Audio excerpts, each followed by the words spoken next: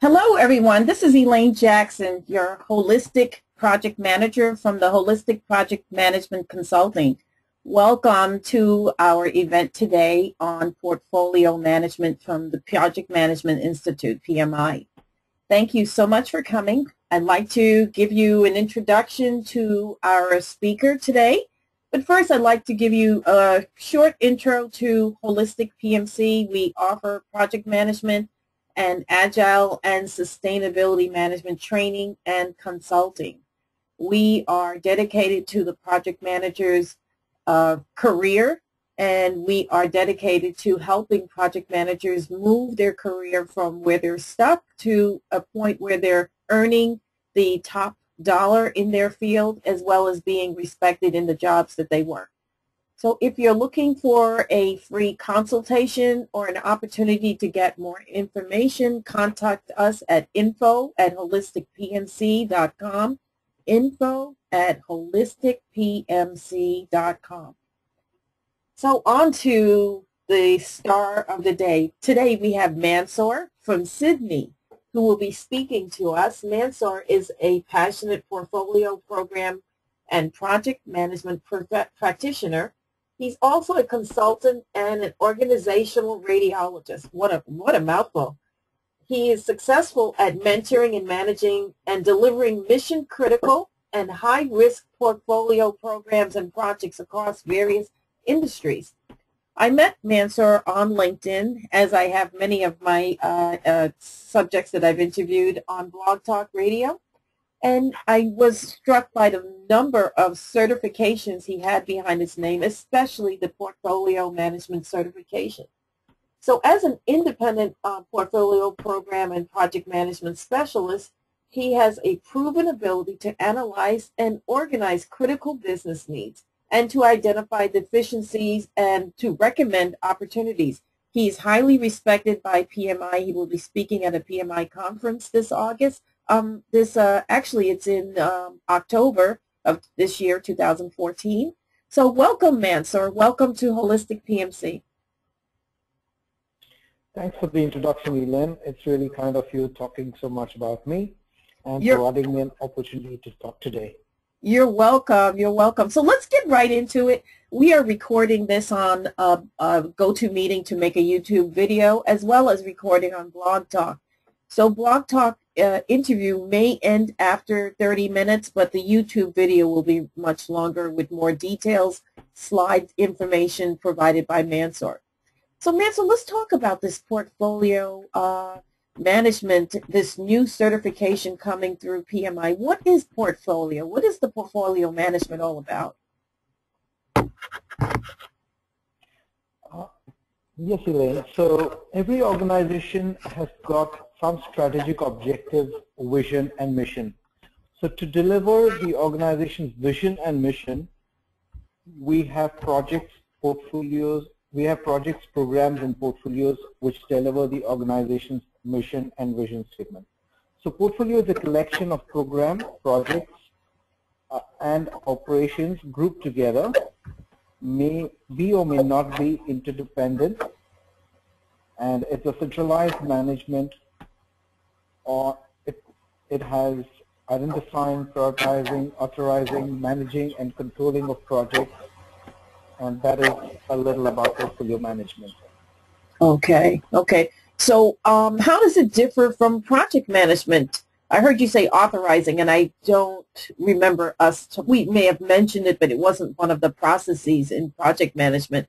So can you talk about how portfolio management is different from project and program management? Yeah, sure. That's a good point. So if we talk about projects, we talk about the output or the outcome as deliverables. So the end result of a project results in a deliverable or a service which goes into transition. So projects talk about developing and implementing plans to achieve a specific scope that is driven by objectives. And the outcome is finally achieving a specific deliverable. If you get into the program management is all about benefits, delivering benefits, achieving cost, achieving schedule, and performance objectives. and finally, it's to realize specific benefits. But if you talk about portfolio management, it is talking about balancing conflicting demands between projects and programs. As a portfolio manager, you need to as an investor. So portfolio is talking about aligning your projects and programs to your organization's vision and mission. Okay. Okay, and so the program management is just really an extension of the project management by using coordinated projects, using similar resources to save on expenses for those projects. That's right. So program and projects focus on delivery. Yes, group of projects related are called programs. Program would have multiple projects and operations under them. So program would cover operations.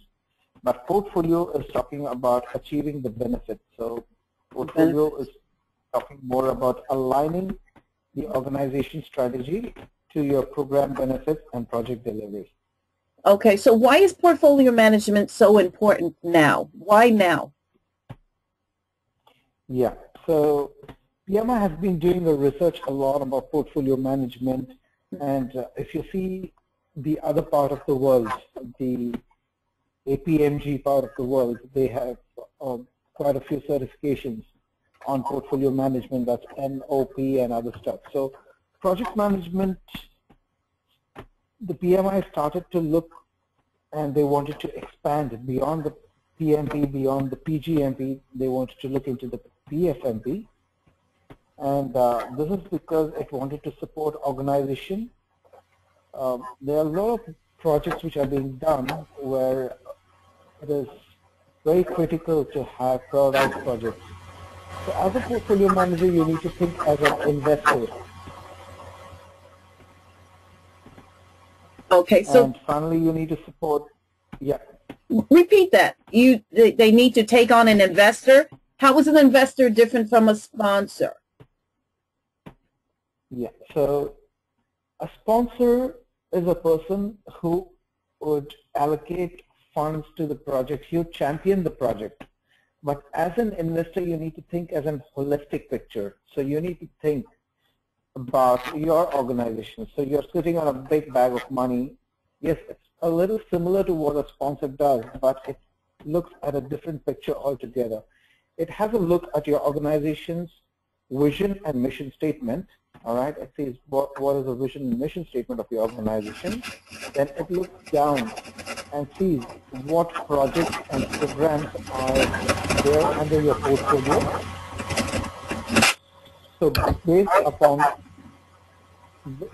this organization vision and mission and the projects and programs within the portfolio, the portfolio manager has to align them. And if it has to deprioritize, he deprioritizes them.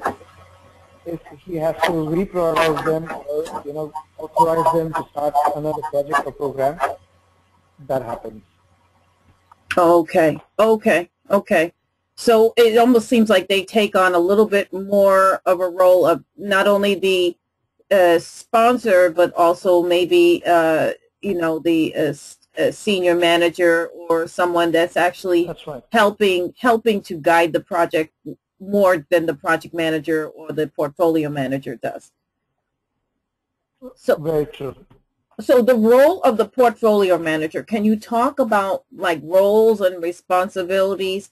When you look at project managers, you sort of understand, okay, we understand project management, what project managers do in managing and controlling the resources if they're in a projectized organization, but exactly what does a portfolio manager do? True. That's really a good question. Let me answer that. So the first point is establishing and guiding selection for prioritization, balancing, and termination of portfolio components to ensure alignment with organization strategy. So as a portfolio manager, the portfolio manager needs to select. So he needs to have the best bunch of projects and with him, under him. So number one is the selection, and number two is the prioritization. So he needs to prioritize these projects and programs under his portfolio. Not only do we have to prioritize, but we have also got to balance, all right?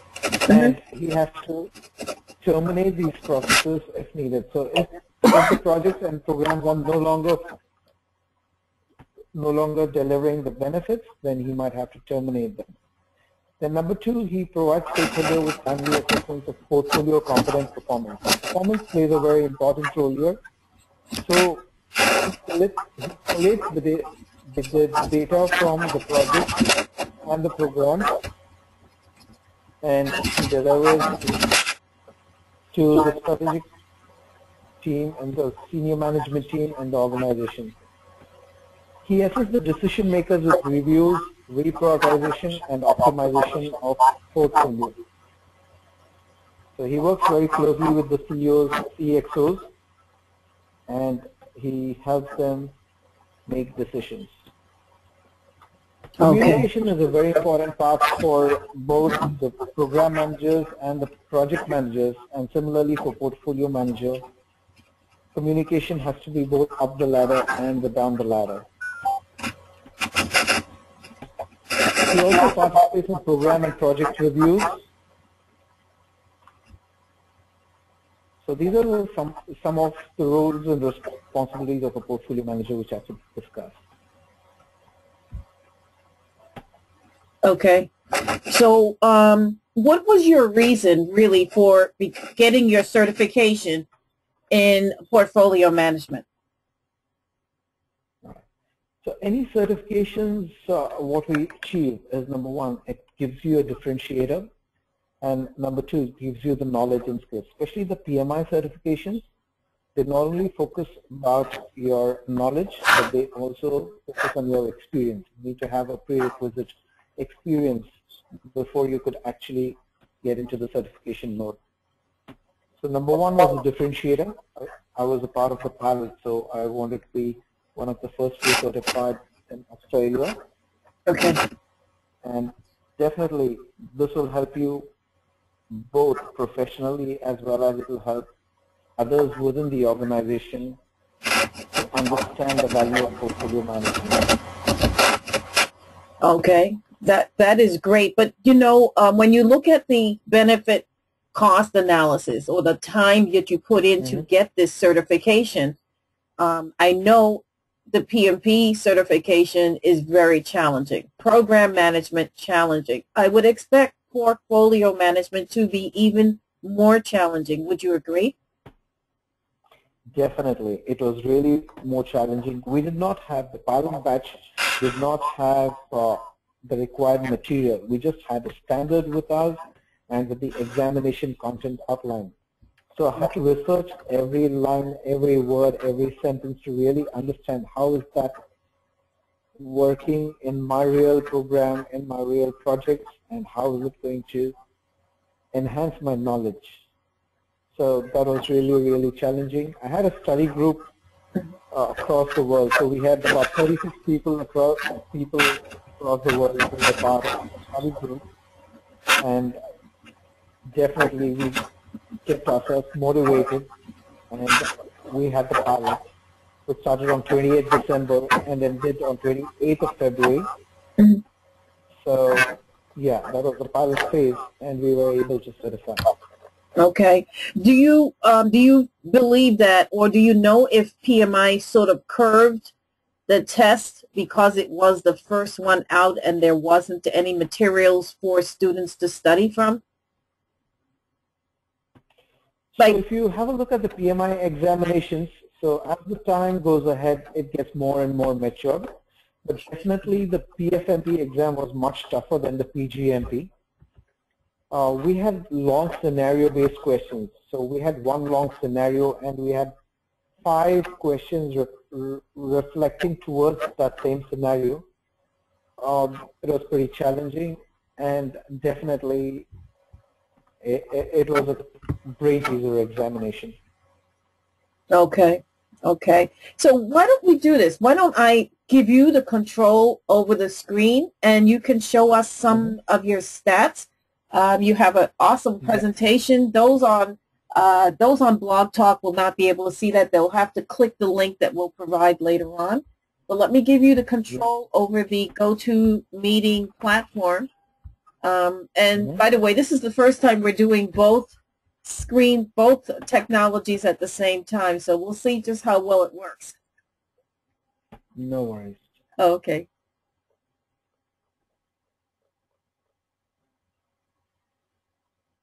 Can you see my screen? I see something say a VEO. Okay, perfect. Awesome presentation. Thank you. Okay, it's sort of grayed out. Okay. So just this Monday, I had a presentation at UTS, University of Technology, Sydney, and they wanted to know what the FMP was all about. Guest lectured there. Just using some of my slides from there. Okay. So this slide talks about the eligibility requirements. So you need about 96 months, that is 8 years of professional business experience. That is from your project, from your program, and you should have worked at a portfolio level with your senior management team. So you should have been involved in decision-making process. So that is one of the eligibilities. Okay.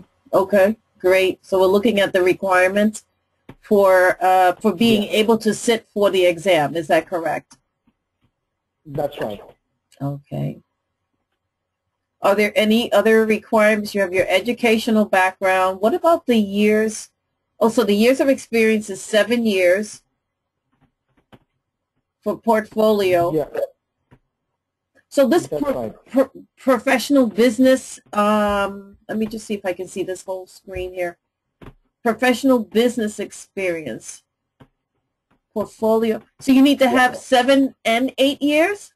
7 years portfolio and 8 years business, professional business? All right. So Elaine, it's like this. So if you have a secondary diploma or a high school diploma, it is 7 years minimum plus 8 years. Okay? But if it is a bachelor's degree, so most of us have bachelor's degree, right? Right. So that actually reduces it. So you have 4 years of portfolio management experience and 8 years of business experience. So that is 4 years of project, 4 years of program, and 4 years of portfolio. That's how I would take. Okay. So a total of 12 years. Can that also be combined, that you were working in a business environment and also portfolio, adjust portfolio concerns on those projects? Can that be combined? Would that be a total of 12? Would that be a total of 12 years? Or you're looking at just 8 years? You're looking at 12 years no matter what. Is that correct? Yeah. Okay. That's right. We are looking at 12 years no matter what. Okay. I get it. So, so that's the experience. And what about the classroom training? Like PMP, you need 35 hours of official contact education units. What is the education requirements for the portfolio management? All right. So you'll be a little surprised on that. The PFMP does not have any contact hours. It doesn't prescribe for any contact hours, but definitely we have 3 days or 4 days of sessions which are being started from the various REPs across Australia and across the globe. So to understand from project management to program management and start focusing on portfolio management, I would suggest a 4 days class. And again, it's based on the audience. If the audience are PMP and PGMP certified, we can go for a 3 days class. But the PMI does not prescribe hours. Okay, the screen that we're looking at right now is credential fees. I think it jumped a screen. I think the screen sort of jumped to the next one. Oh, okay. So this is the credential fee. So if you're looking for a computer-based test, it's $800 for members. and Can you 1,000 for non-members. can you go back one slide, Mansoor? Can you go back one slide? Yeah.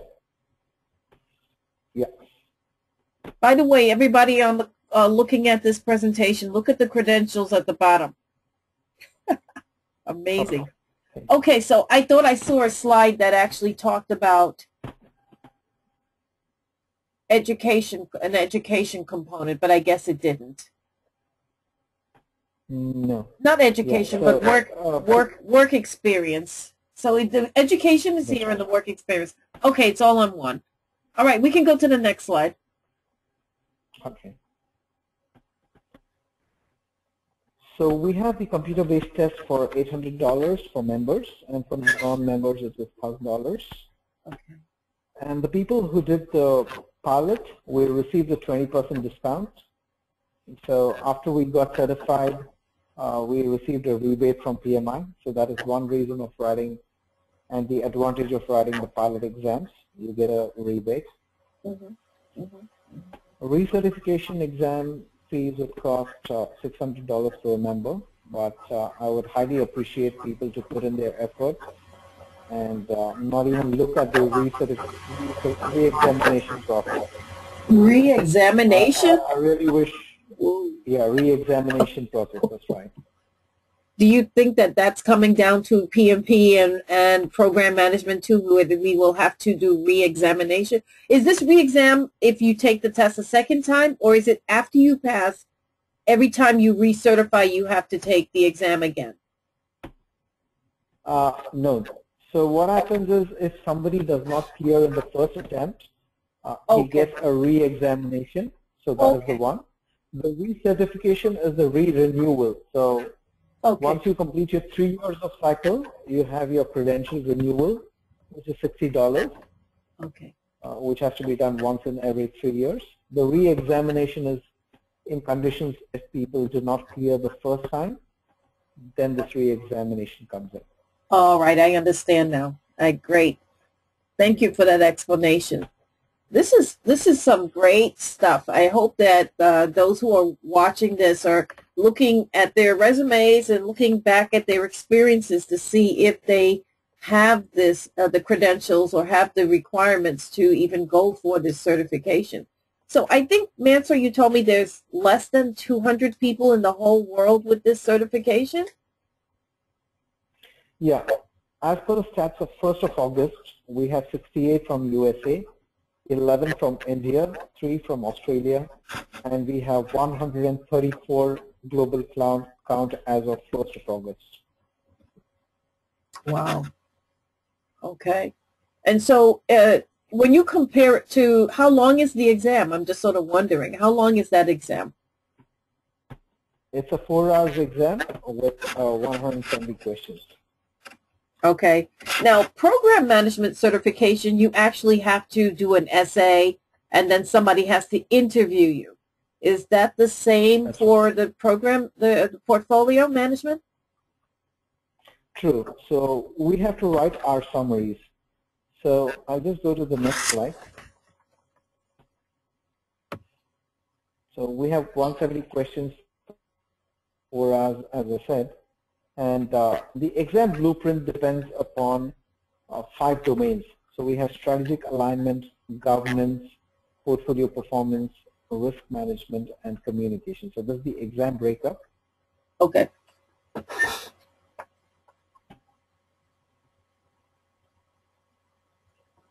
And you need to write your business and professional experience. And when you write your experience, it needs to be in as what you are talking about your portfolio. It should not be like my team did this or my team did something else. It should be what you did. PMI is interested to know what you really did. It should be clear, it should be concise. Right. It should not be from the book, which should address all the elements around 200 to 350 words. So your application starts off with writing your organization's vision and mission statement, your strategic goals, and how your projects and programs within your portfolio really help achieving those organization vision and mission and strategic goals. That's how your experiences should be written about. Okay. So the summary is for each portfolio entity or each portfolio project, so to speak, that you actually did. You have a summary, but then you also have an overall summary document that you have to submit. Is that correct? That's right. So you need to write a summary for each project under your program. You need to write a summary for your program, and you need to write a summary for your portfolio, and also you need to articulate your organization's strategic goals and how your portfolio of projects and programs impacted your organization, and what was the cost involved, and how did it actually help the bottom line. Wow. Okay. Okay, great.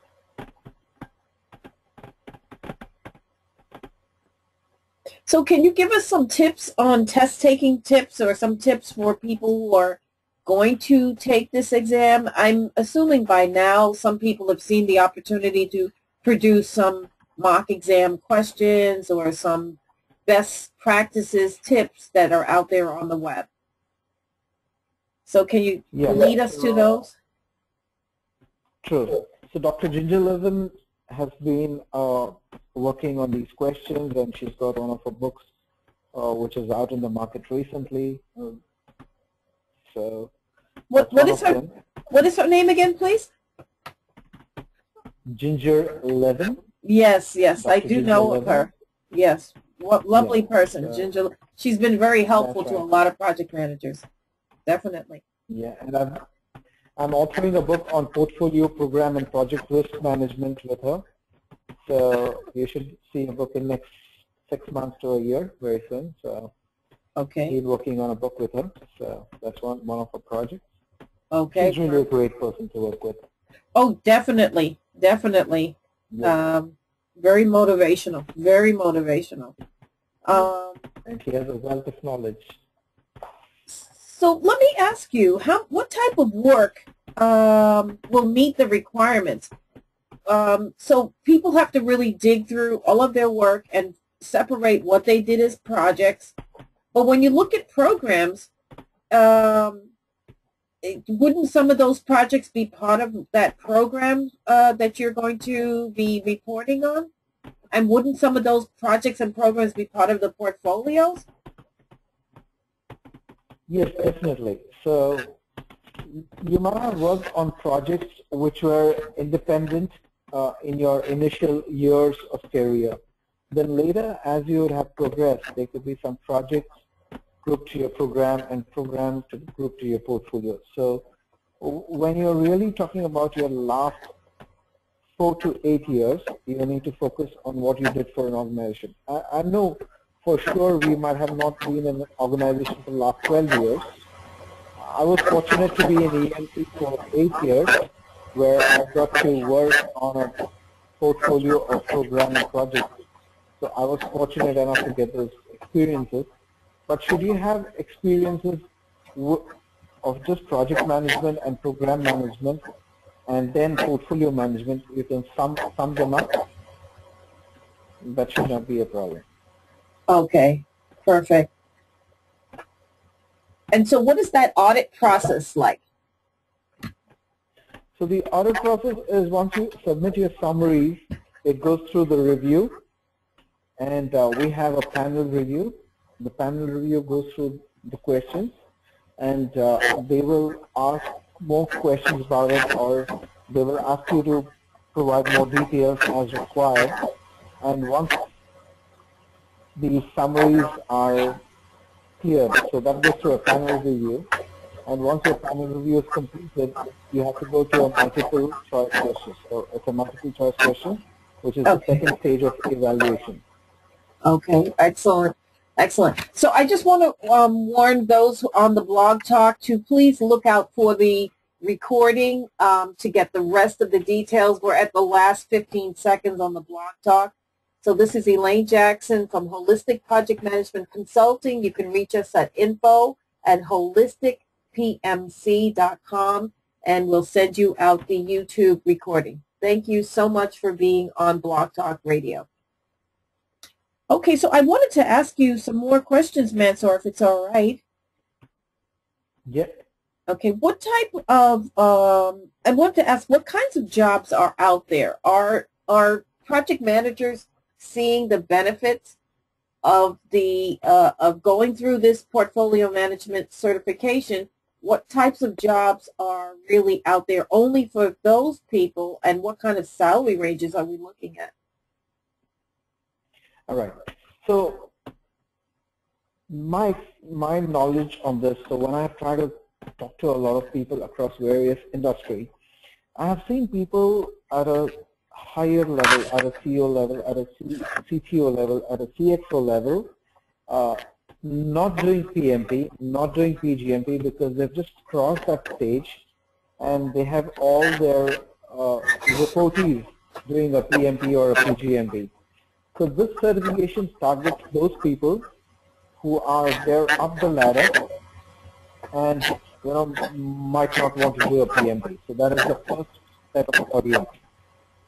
Number two, there could be people who are program managers looking for a portfolio management role in their organization. So this certification really attracts those type of people. And if you're talking about a salary range, we have a PMI salary survey which is being conducted. So that PMI salary survey talks a lot about PFFE credentials and how things are. And again, it depends on various markets. So I would suggest, I would recommend you and the team and the people to go and have a look at the salary survey, which actually details about various credentials spread across various countries and various industries, and what is the salary range we can expect with these credentials. Okay, okay. This is great.